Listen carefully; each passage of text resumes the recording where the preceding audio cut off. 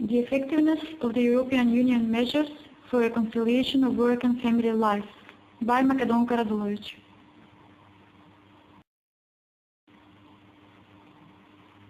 Introduction.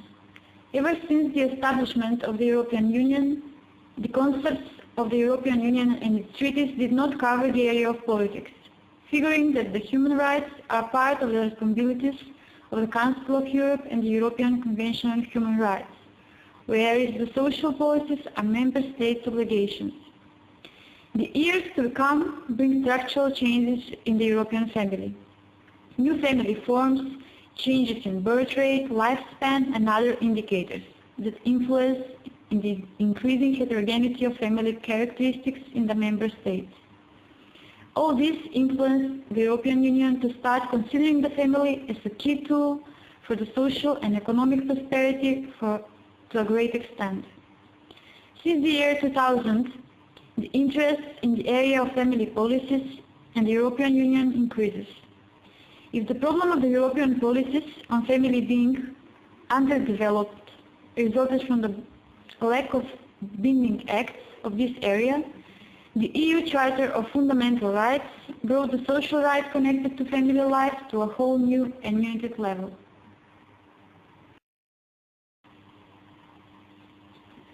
The Charter of Fundamental Rights of the European Union.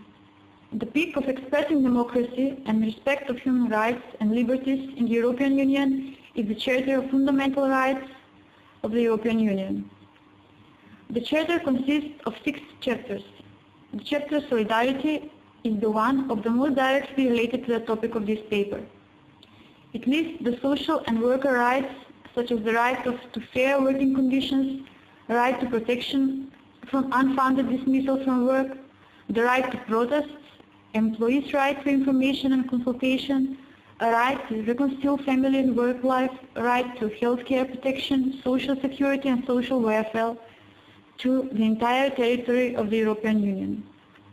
The chapter Solidarity is specifically significant for the social politics of the European Union because with the right of reconciliation of family and work life, the European Union actually strengthens the position of the family. Current situations in the European Union. Since the year 2000, family policies are gradually becoming a priority topic in the political and economic activities. This point of view probably results from the current demographic changes in the industrialized world as well as from the structural changes in family and social life. Changes in the family models are a reality. New forms of reconstructed families consisted of partners and children from previous marriages, as well as single-parent families, same-sex marriages, etc. The average size of family has also diminished as a consequence of the decreased birth rate, the number of divorces also increased, and the number of marriages decreases. It has been established that the European population is constantly decreasing and aging. Great changes have also been occurring in the structure of the active working population in economic terms, and at the same time the general concern for fiscal and financial sustainability of the social security system has been increasing. The time people spend at the workplace is another hurdle on the road towards balanced family and professional life. The number of working hours is one of the most important factors in establishing whether someone's work is compatible with their family responsibilities and the life outside the home overall. The flexible working hours and the limited child care leads in favor of strengthening the traditional division of labor in the family. The man makes the living and the woman takes care of the household. As a result of this, the European Union faces challenges in the field of family issues that have never emerged before.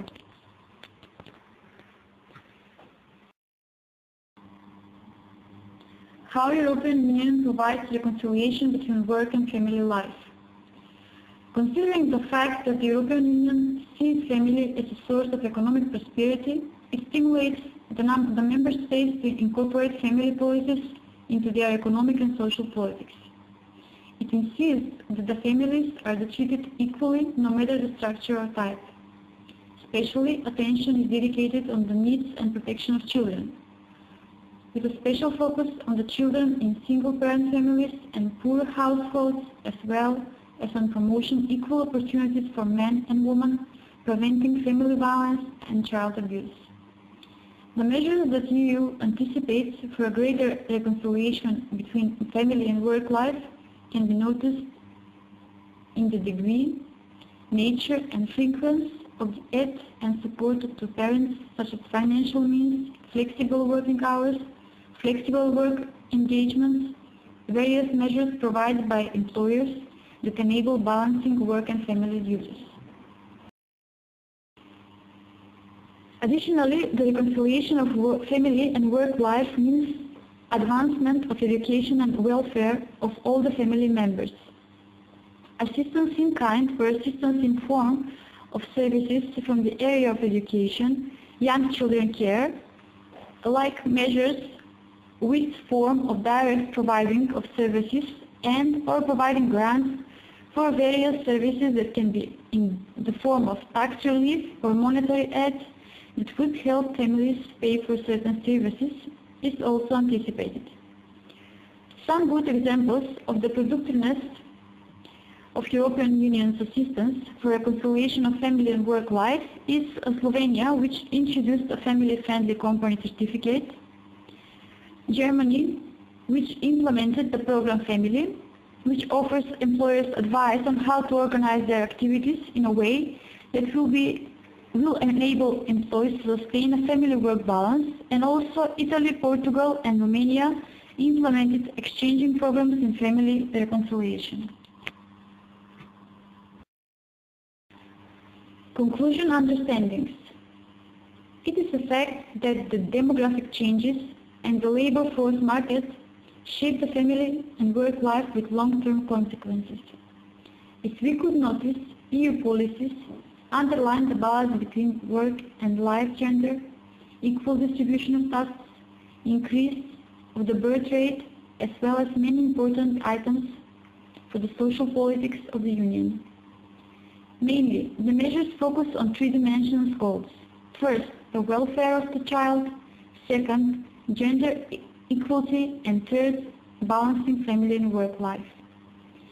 In the future, EU policies should place a greater focus on the measures for active participation of women on the workforce market, equal distribution of obligations in the framework of the family between paid work and unpaid care, and finally, equal distribution of responsibilities between partners in the home. These measures, along with the equal treatment of men and women at the workplace, employment incentives, birth rate increase measures, shall contribute towards a constant social and economic growth on national level and on European Union level.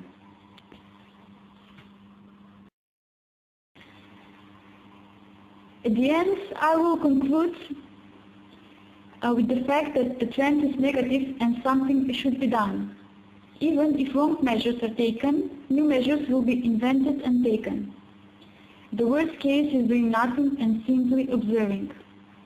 I will recommend some measures which include educational reimbursement for third child, lower interest rate for families with a third child purchasing real estate, which is also reimbursed, singles luxury tax, which is a very tricky one and needs additional research, educating so-called family specialties or family consultants to help young married couples stay together during difficult periods, which is some kind of divorce prevention, and at the end, informal education through non-government organization, which is very important for the work and family balance.